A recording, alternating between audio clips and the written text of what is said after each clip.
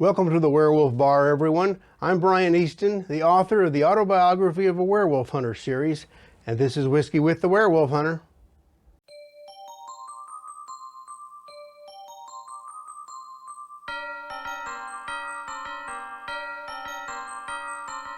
Hark how the bells, sweet silver bells, all seem to say, throw cares away, Christmas is here, bringing good cheer to young and old, meek and the bold. Ding dong, that is their song, with joyful ring, all caroling. One seems to hear words of good cheer from everywhere, filling the air. Oh, how they come, raising the sound, all hidden there, telling their tale. Gayly they ring, while people sing songs of good cheer. Christmas is here. Merry, merry, merry Christmas. Merry, merry, merry, merry Christmas. On they send, on without end, their joyful tone to every home. Hark the bells, sweet silver bells, all seem to say. That was the Carol of the Bells, one of my favorite Christmas tunes. Happy holidays all, and thanks for joining us for your December edition and the last episode of Season 5 of Whiskey with the Werewolf Hunter. We're glad you could come by tonight, spend some time with us, taking a break from your busy holiday schedule, I'm sure. We've got a new installment of Tools of the Trade for you this evening with Tex Grebner. Dr. T is back with Doc Talk Shop, and Amanda Rogers is with us as well. But first, our creature of the night. Let's see what old Saint Nick has brought us this year. Why, it's the famous grouse. Now, this is a blended Scotch, which means it's a mixture of different whiskeys specifically blended to create a desired flavor, which is as much of an art as it is a science if you're in the whiskey blending business. Maybe you'll remember this particular brand from the third book in the original trilogy, The Lineage, where Sylvester deliberately strands himself on an island off the coast of Malta, and he brings a bottle of the famous grouse with him. Now, I've never actually had this brand before, famous though it may be. So let's see how it tastes. Probably should have tried it since I featured it in the story, but I did not. To you and yours.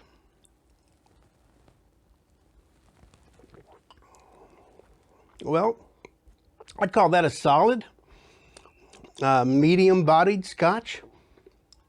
Nothing to complain about, except to say that there is a bit of an aftertaste, kind of a medicinal aftertaste. But it's nothing that can't be overlooked. And all in all, I'd say that this would be an ideal candidate for holiday mixers and well worth the price point, as far as I can tell. Of course, I am not what you might consider a true whiskey aficionado. There are loads of people who know more about this stuff than I do. And I mean, you know, sometimes I like to experiment with describing the nose and the palate, the finish, but mostly I just know what I like. And with the famous grouse, I'm saying you could do a lot worse for $25, especially if you're going to be mixing drinks at the holiday season. Well, after a couple of months away, Derek Tex Grebner is back with us to close out our 2023 season. Tex, as you may know, is a wealth of information on weaponry of all types, from the primitive to the modern, and he showcases different weapons for us here on the show as they might be applied to werewolf hunting or monster hunting in general, which we may be steering into next year. He's covered everything from slings to shotguns on this show, and we're glad to have him back this month as he demonstrates a legendary device with its own mystique with a bit of a festive flair. Here's Tex and Tools of the Trade.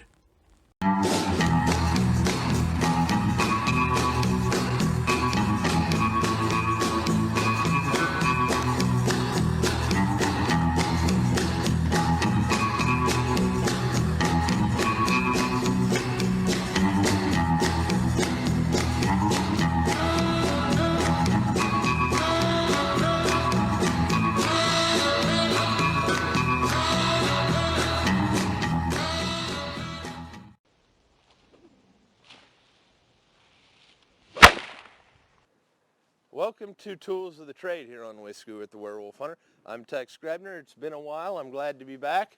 But I got to say, the intrusive thoughts won. When I saw that Cold Steel was doing some of their going out of business closeout and that I could spend about $250 and get a basket hilt sword that was battle ready, I mean, yeah, I've got a dangerous inner child. So this is period correct-ish. And while I'm not a huge fan of the Solomon Kane stories, this works well for Solomon Kane.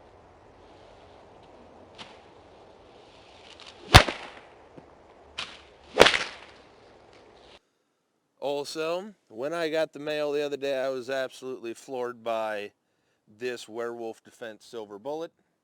I'm incredibly grateful. And finally, someone is making these, because I've been obsessed with this concept since I was 12.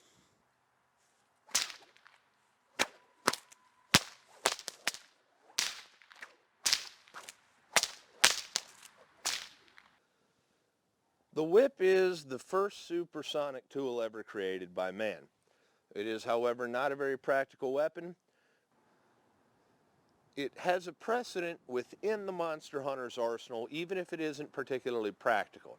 The most practical thing that I've ever seen happen in cinema with a whip in a fight is Indiana Jones drawing and shooting the guy rather than, engaging with the whip. But it is in the Monster Hunter's arsenal, at least in fantasy media, between the Underworld movie and the Castlevania video games.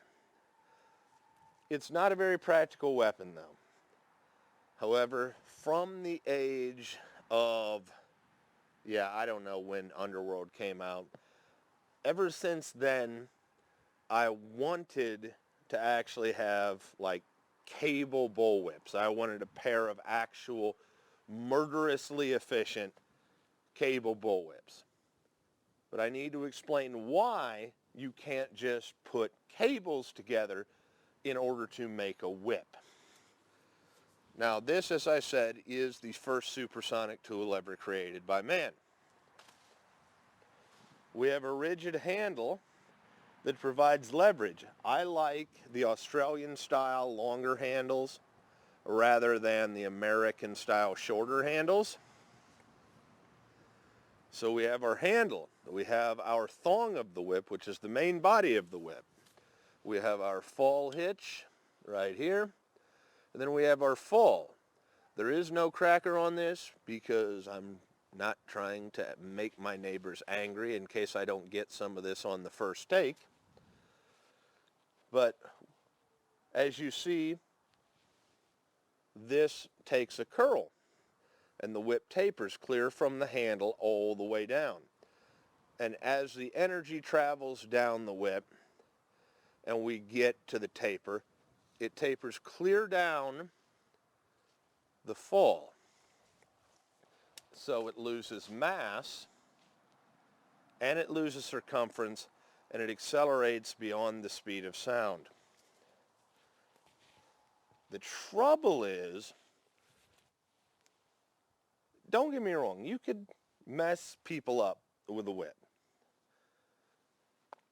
But if we're talking about actually truly weaponizing the whip, you would need to have enough mass at the end to actually do it. And in the context of monster hunting and such. So you would want the rigid handle, and then you would need layers of cable that were spiral wrapped down the whip rather than trying to braid the cables. But then it would drop down in the taper to where it then comes to the actual point of the whip down into the fall. And I'm 100% of the opinion that if you had, let's say, an 8-foot bullwhip that was actually made of cable, like properly made out of cable, that you'd be able to like crack a watermelon in two with it. God, I want one, not one, two. I want two of those so bad, but I have yet to find someone that will actually be able to make a pair of real bullwhips out of cable to simulate faux silver. Oh, that reminds me. Just random thought as I'm going through this. The Dracula movies actually do have the bullwhip, but instead of being like regular bullwhip, I think it has the like shark teeth style in the end of the whip. And the Underworld whips have that a little bit as well, but that kind of defies the physics of how this actually works, because this travels down and that would have tangled. Now, Adam Windridge has chain whips that he performs with, and I've done some performing with fire whips. I'm just saying though, the inner 12-year-old in me really would love a pair of actual bullwhips, but made of cable. Oh, shucks. It's just not all that practical and not all that realistic as a weapon. However, my 10-foot bullwhip weighs in at 1.5 pounds. Remember how I said that the whip loses mass as it tapers down, and so that accelerates it beyond the speed of sound? It loses mass, but imagine the energy transfer and harnessed power if you had a cable bullwhip that responded the same way that a regular bullwhip does. Let's say a 6-foot whip made of cable that applies the same physicality as a regular leather whip in the energy transfer. It's probably going to come in at like 5 pounds and taper down. So even though it is losing mass, that cable whip in the fall is going to be, let's say, 4 or 5, let's say 6 ounces. When you are cracking that cable whip, silver, steel, whatever, that 6 ounces at the end of the whip is going to be breaking the sound barrier. That is anime physics level of violence in real life physics. It's like having an actual lightsaber on the last foot of that whip. I don't want to say that I have seasonal depression, but generally speaking, Sylvester and I share the fact that we hate the holidays. But if they can put Christmas lights out during spooky season, I can buy them and use Christmas lights for inappropriate ways. So I have wrapped a whip in battery-operated LEDs to create a bit of a Star Wars lightsaber effect.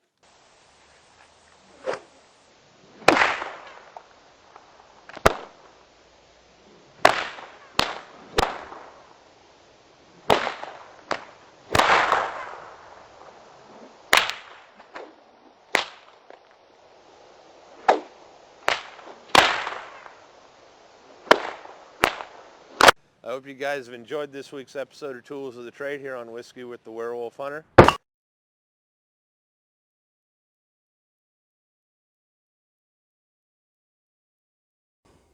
So snapping out the wick of that candle is something I don't recommend trying at home, at least not near the Christmas tree.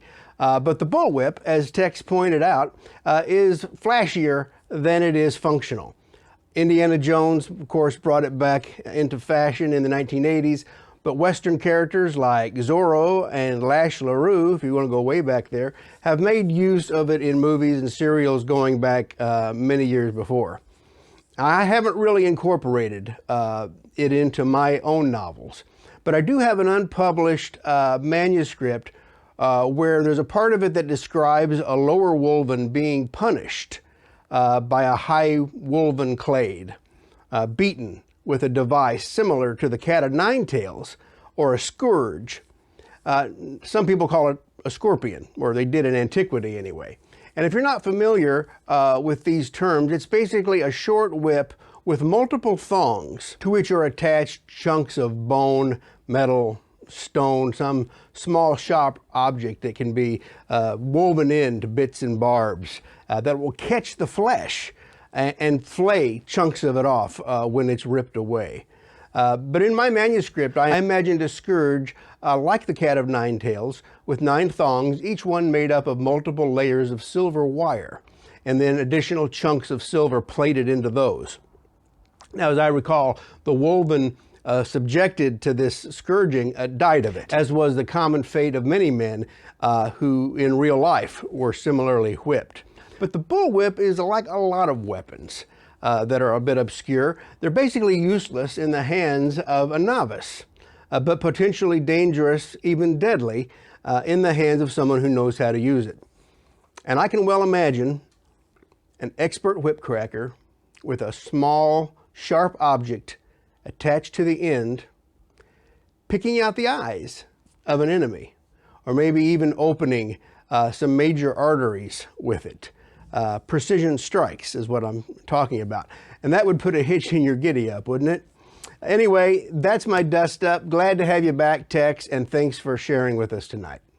I want to give you an update on our upcoming Legends of the Werewolf Hunter Book 2. As you may know, this anthology is following in the footsteps of our first volume from 2021. All of the stories connect in some way to my book series, be it through SLJ or through Michael Winterfox. It's something I like to call the Sylvesterverse. Here's some of the authors we have on board this time.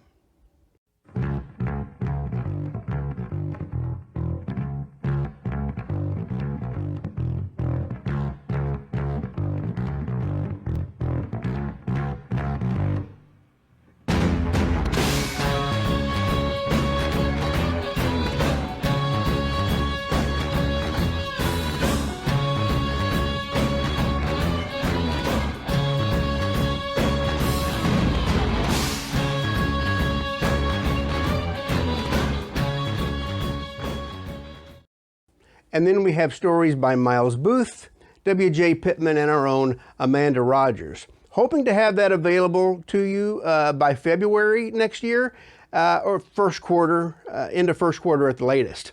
And I think Miles and I are in a pretty good position to make that happen. 99% of our stories are in and have gone through their first stages of the editing process. And I'm very excited about what you can expect in this new installment. Character-wise, you're going to see some familiar faces, maybe some that you never thought you'd see again. It's also going to be a bit of a trip back in time with some of the stories, with whistle stops in eras like the Middle Ages, the 1980s, and from the Renaissance to 2024. It's really going to be a true tour de force with plenty of werewolf action and drama in the tradition of the Autobiography of a Werewolf Hunter series. We know you're going to love it, and if you haven't picked up the first volume of that yet, why don't you grab one for yourself or as a gift for someone? In fact, why don't you just make a gift of the whole series?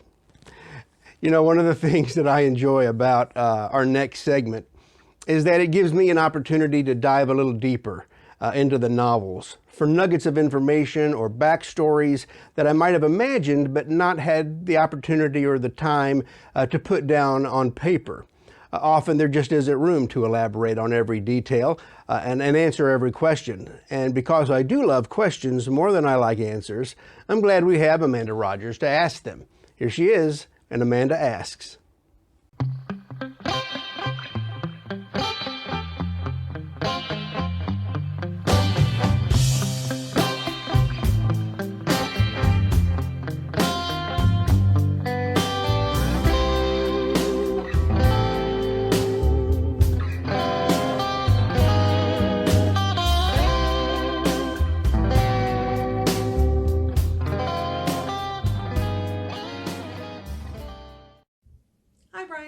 Clarinet. Merry Christmas, Happy Yule, and other winter greetings. This festive time of year has me wondering, is there a reason that Sylvester gets most of his family taken away from him at Christmas time? His father, his wife and son, even Joanna. It seems like the worst possible Christmas gift. That's what makes me wonder this holiday.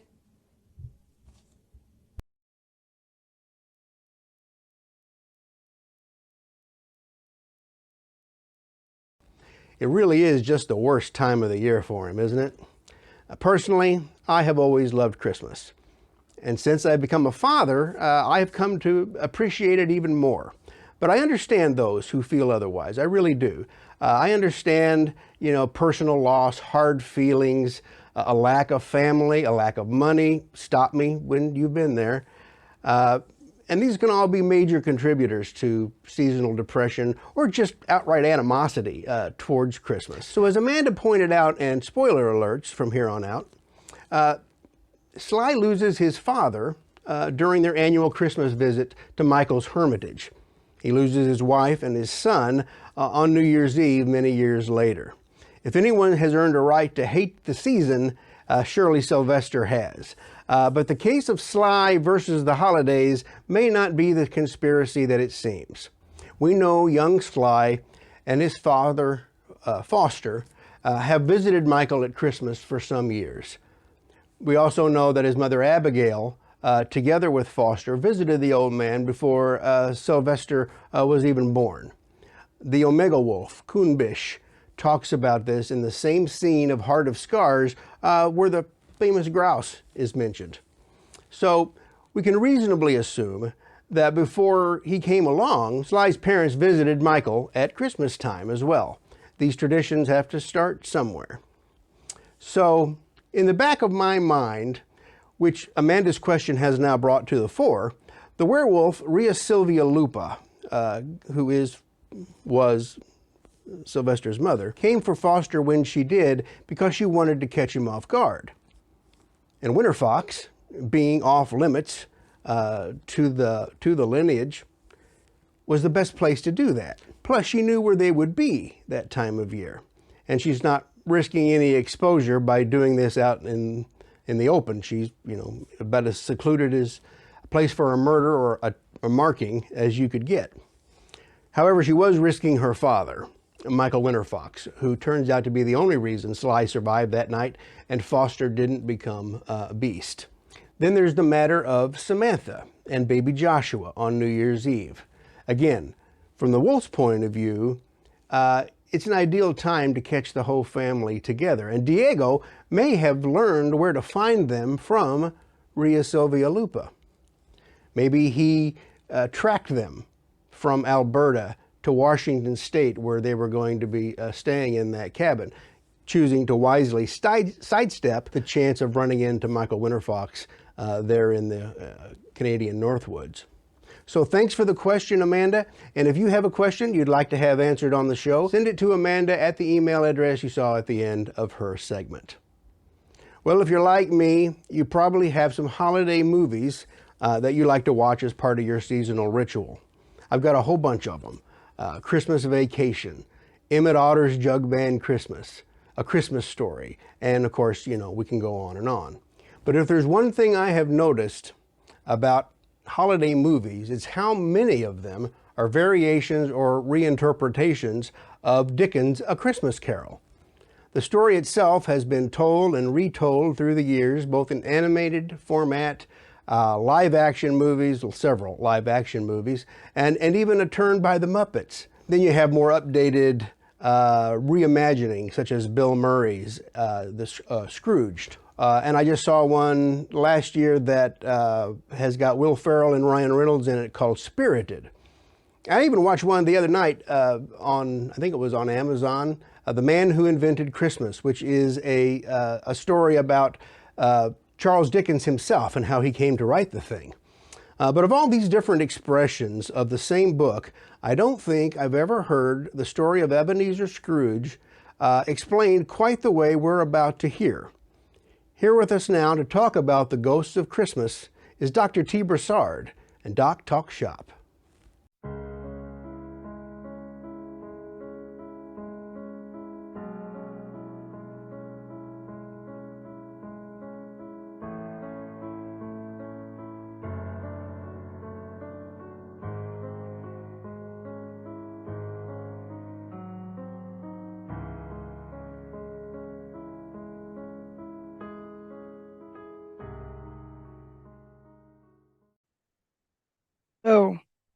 and welcome to Doc Talk Shop as part of Whiskey with the World Hunter. Tonight we will be discussing the three ghosts of Charles Dickens' A Christmas Carol and unearthing the intriguing links between the Christmas season wolves and a great excuse to drink if you need one. Again, three ghosts of A Christmas Carol. Ghost of Christmas, past, present, and future, represent in a way the three stages of a near-death experience had by Ebenezer Scrooge. Everybody's very familiar with the three ghosts, but most people do not consider that there are four ghosts involved, and the first one is his old pal Morley. Morley manifests with all his chains, and his chains represent his regrets in life. They are what some people call his fetters. They bind him to the world of the living, even though he would like to rest and so forth. He can't let go of all that stuff, so he's stuck. And so the chains that he made in life control him even in death. Something we thought about, allow ourselves to create debts, like going to college and things like that. Now, from a certain point of view, being witness to a ghost like Morley could very well have caused old Scrooge to have a heart attack and thus into a near-death mental state, which is how he ends up having his night journey. Now, his night journey is very evocative of some elements of the Wild Hunt as he goes through space and time, and some of the imagery associated with the ghosts of Christmas past are in fact very evocative of Bacchus and Odin, both of which somewhat were carried over into the ideas that went into Santa Claus, or among my people, Papa Noel. So first, he's shown his past,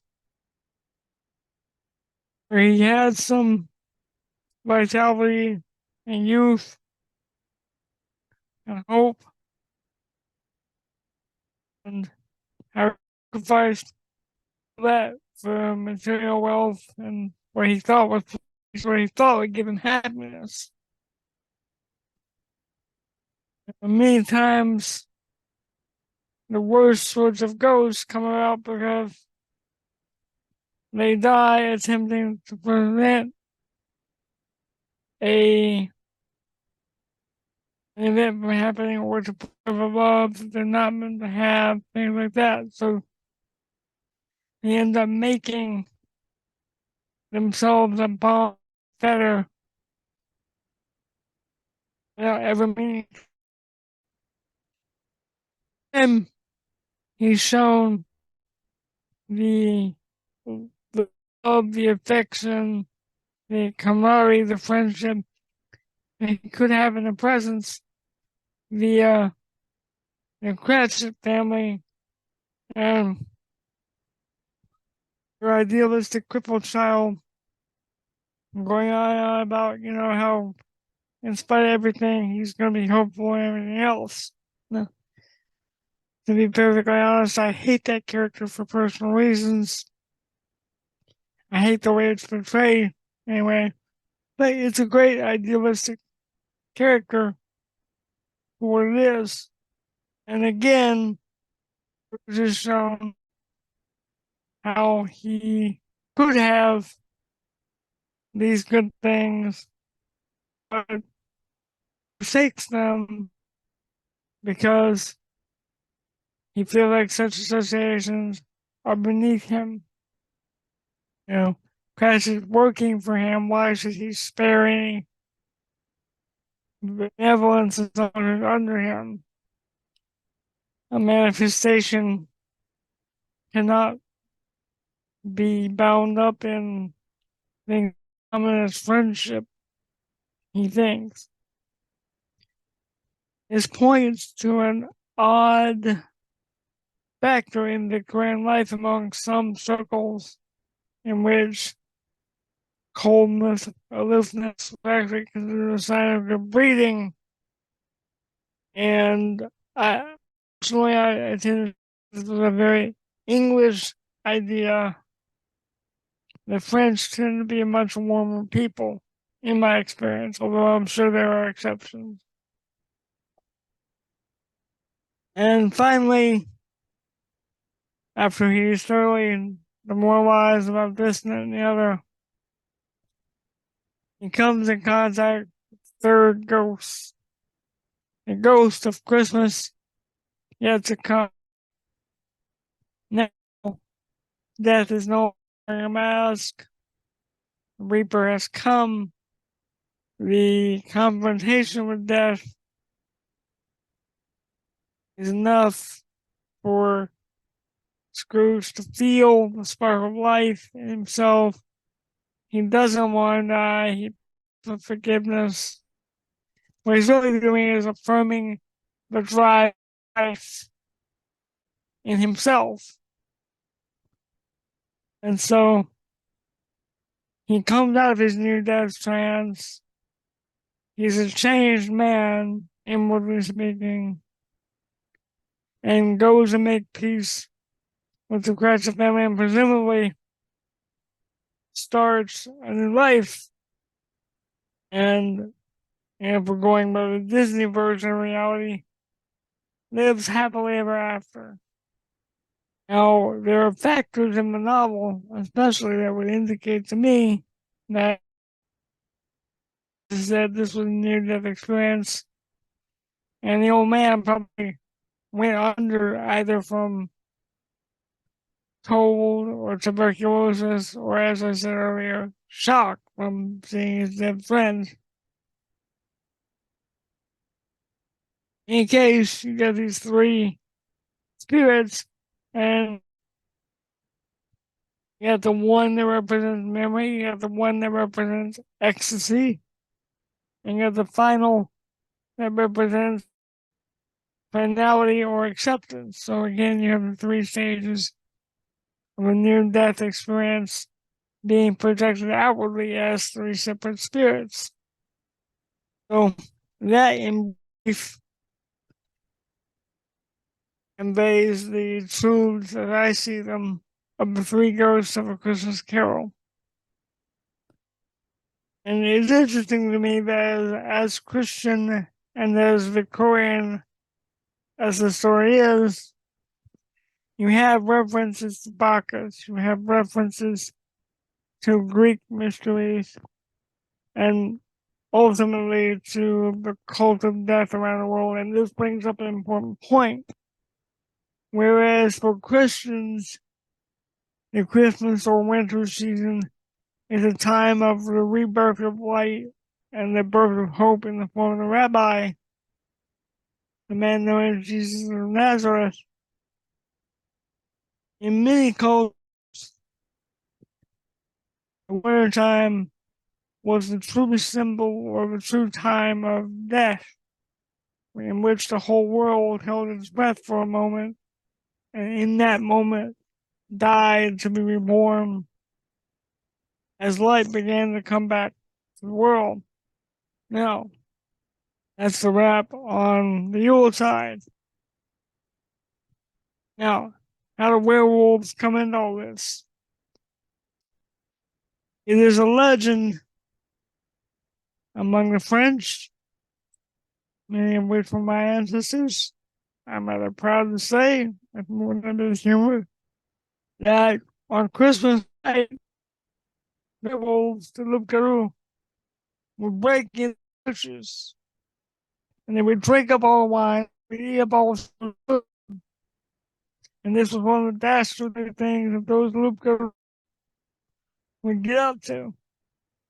Now, the point to that is, if you're a starving person, you got a starving family, and you're making all these sacrifices to be good in the eyes of the church and all this kind of stuff, and Christmas rolls around, and they got all this food stored up in the church, and you know that all the good folks are in bed, you're gonna go and break into that church and take what you need, feed your family, maybe even take some of the wine and relieve your tension. And you might dress up like a wolf and get away with it. You know, from my point of view, it's a logical thing to do. You know, these days they would call it redistribution of wealth, although that's not something I particularly agree with. Also, because this is the dead time of the year, wolves were very much hunting alone, packs were not as active, and so had lone wolves, and it would not be a shock to have wolf break into a church and break into the stores of food and so on, because meat is meat and it is better to be fed than dead. Now, in other traditions, particularly in the mysteries of Dionysus or Bacchus, you have revelry around the time of winter, and the followers of Bacchus or Dionysus, whether Greek or Roman, these followers would take the form of wolves, and in the form of wolves, as part of the ecstasy of their rituals, they would tear apart their god. They would actually tear apart the representation of their god, and thus he would have his own death and resurrection. His ecstasy was so great that being torn apart was a pleasure to him and not a pain. These days, you would just go to certain kinds of clubs and pay for that experience. You don't have to go to all the trouble of ritual.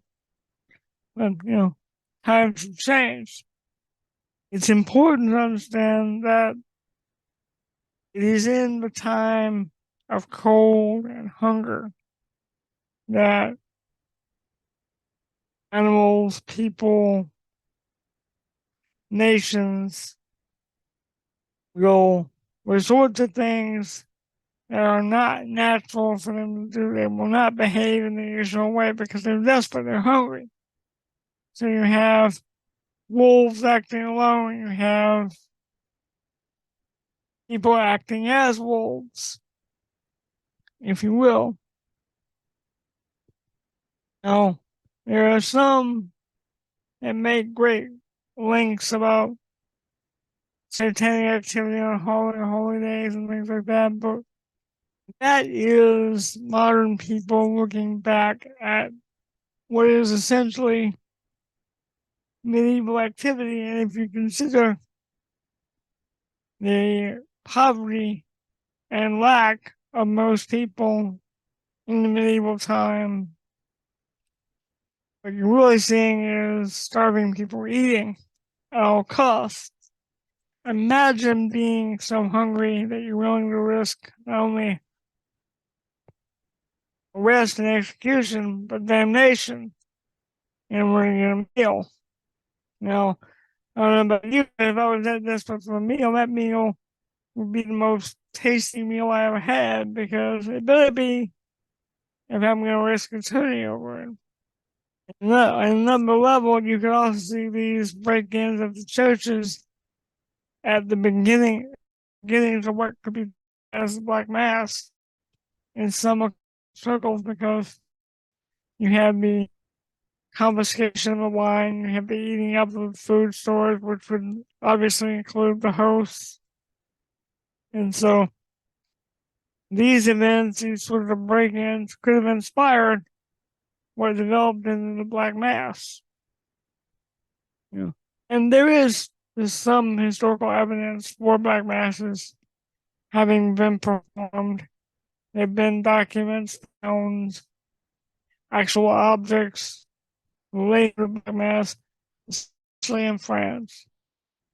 So there is that. So with all that, I'll say, and happy Yuletide, wherever you choose to celebrate it, from Doc Talk Shop.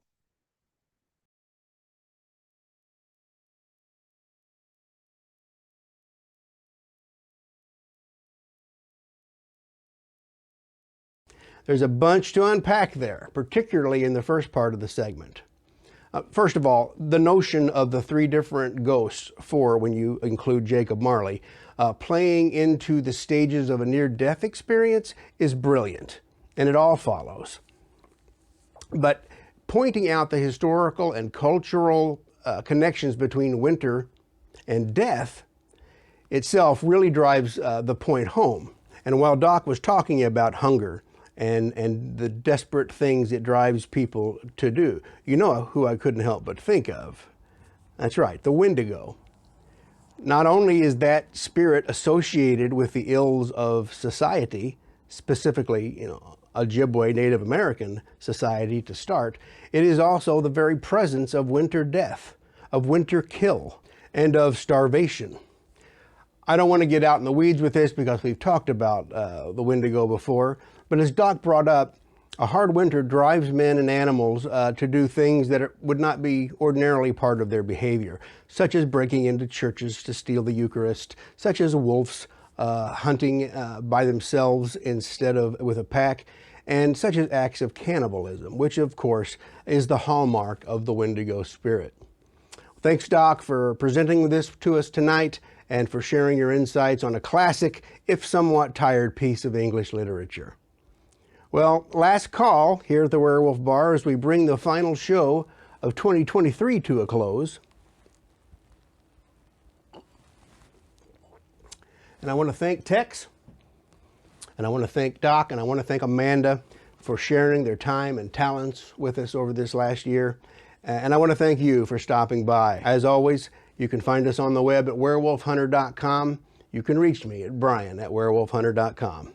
If you will, consider liking and subscribing on your way out, and be careful going home. We'll look forward to getting together with you again in January when we'll kick off our 6th season. But until then, happy hunting, mind the moon. I'll see you next year.